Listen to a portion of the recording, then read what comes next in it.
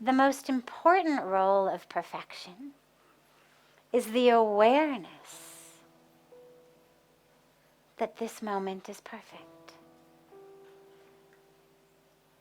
That's the most important role for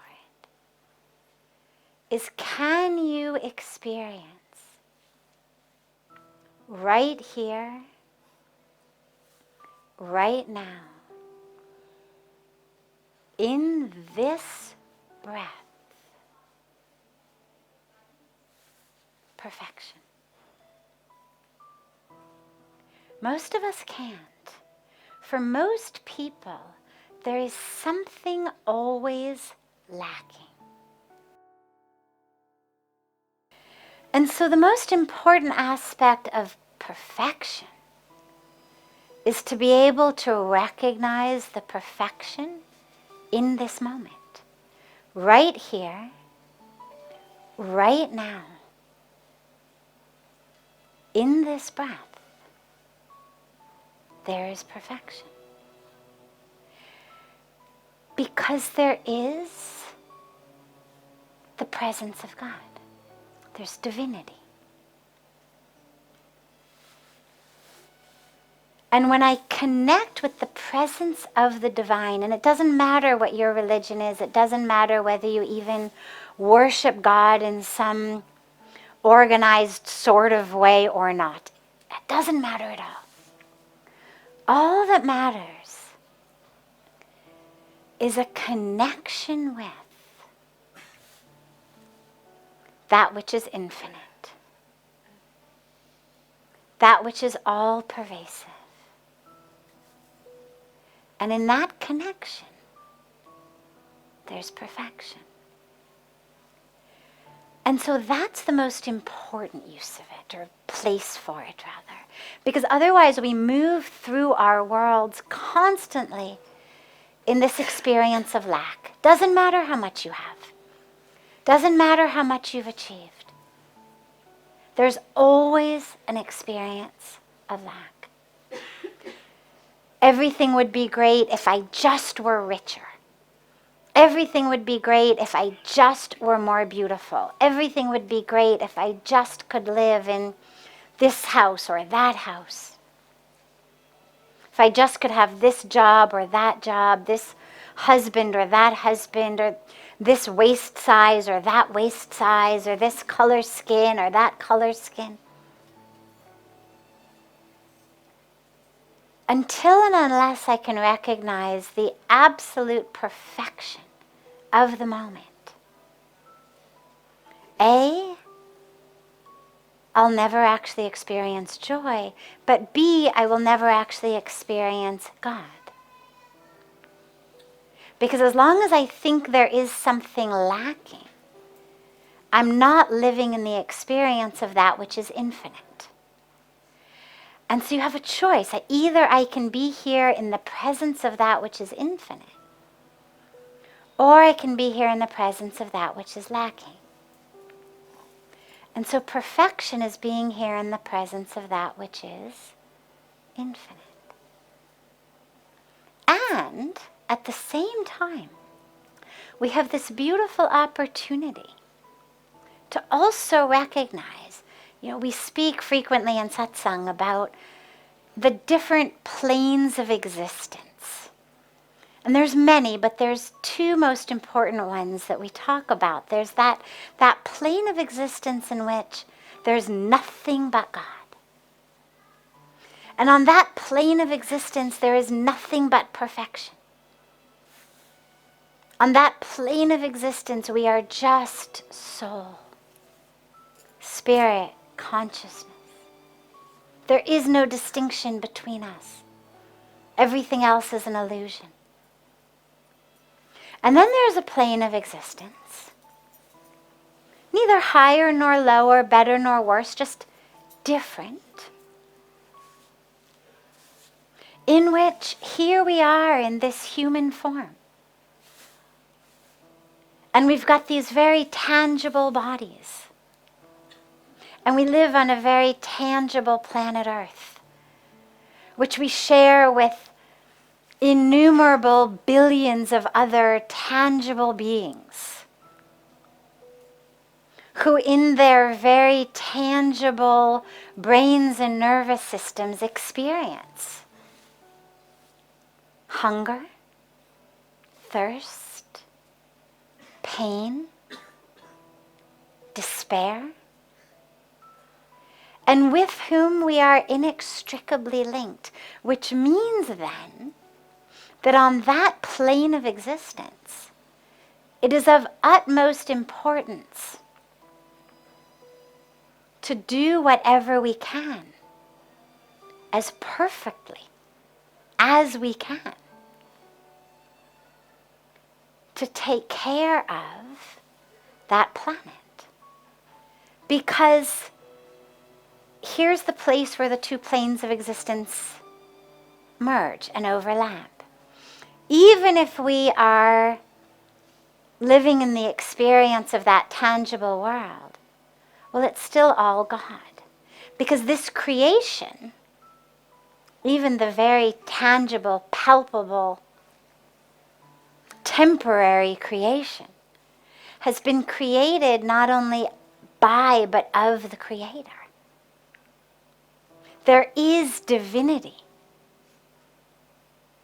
in all of it.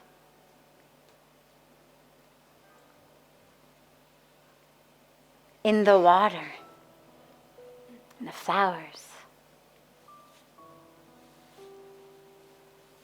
the trees, in the air, in the soil. It's all sacred. And we know that there's a beautiful teaching in the Bhagavad Gita where Lord Krishna says, whatever the devotee offers me, patram pushpam phalam toyam. Is it a leaf? Is it flowers, fruit, water? Whatever the devotee offers me, with love and devotion, I take it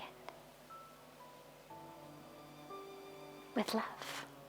I accept it with love. And so if the divine is telling us, and what's interesting is he doesn't say anywhere, whatever the devotee worships me, or offers me, a car, a mansion, jewels. He's listed 4 things. All of them are the most basic aspects of nature. Surely out of one he could have said a Mercedes. A leaf, a flower, maybe a Mercedes. Maybe a mansion, maybe a diamond, maybe gold. But he didn't. 4 out of 4. The simplest aspects of creation. Which reminds us, should we ever forget, that creation is sacred. If it's that which we offer to God, it is sacred.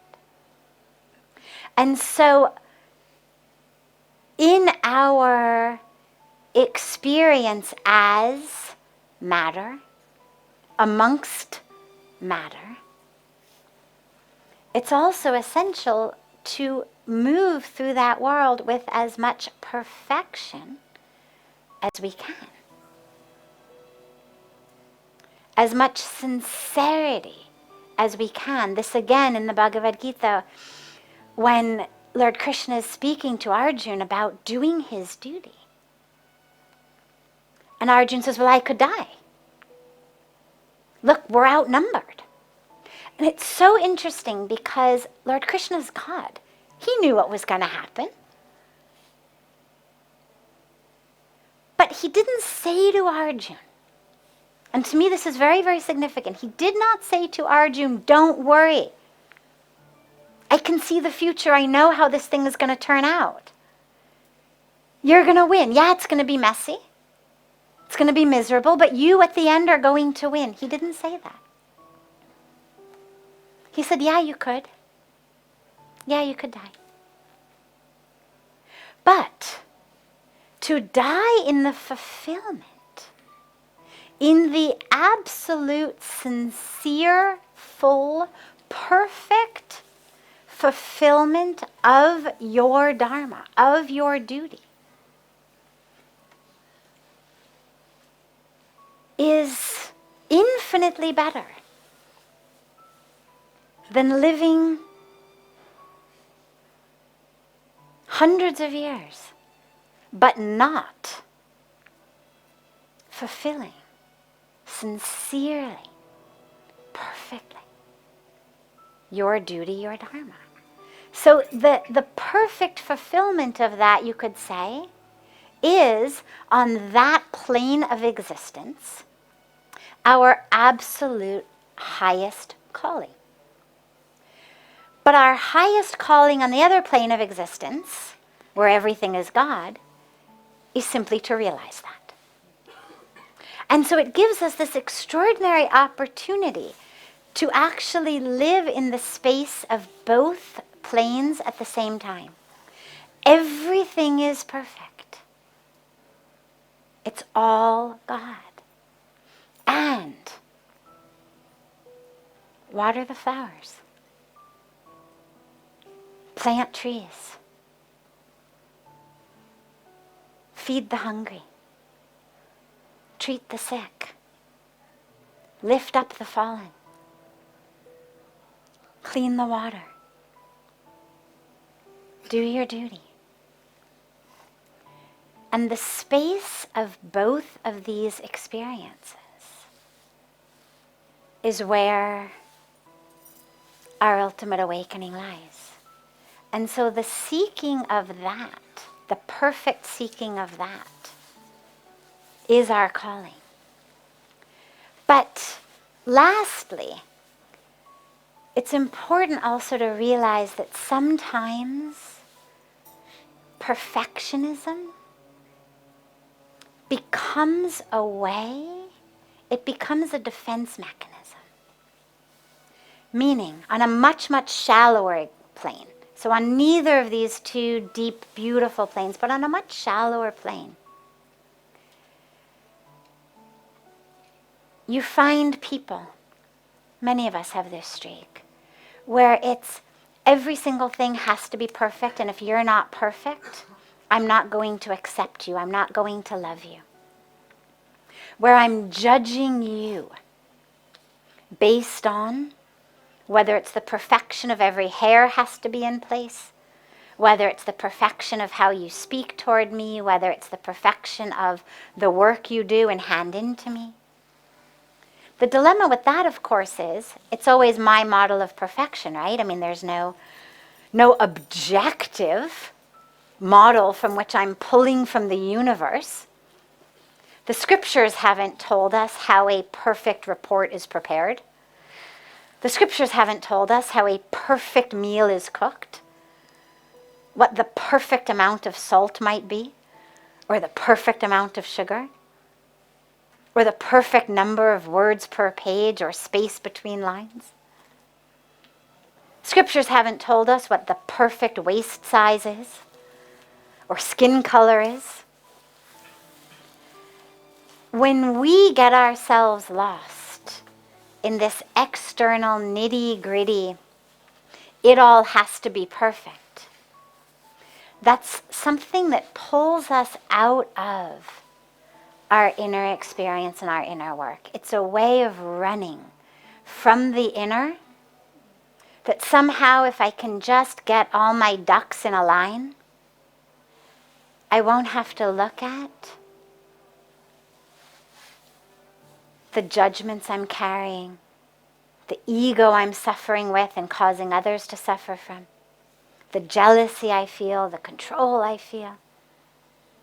And so that's where it becomes detrimental. When it's perfection toward how you are fulfilling your dharma, have it. When it's perfection toward, in the experience of the divine in the present moment, have it. When it's the perfection of how your children your employees, your neighbors, your spouse, your friends, your family members will go on about their daily lives, drop it. It's only going to cause harm there. But take that vision and turn it back inward.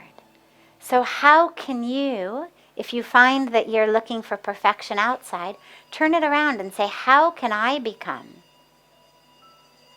the perfect example, model, embodiment of compassion, of forgiveness, of understanding?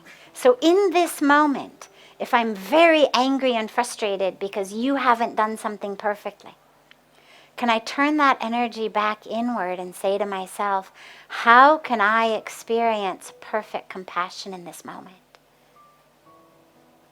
Perfect forgiveness in this moment? How can I experience the perfection of this moment despite whatever you may have done or not done?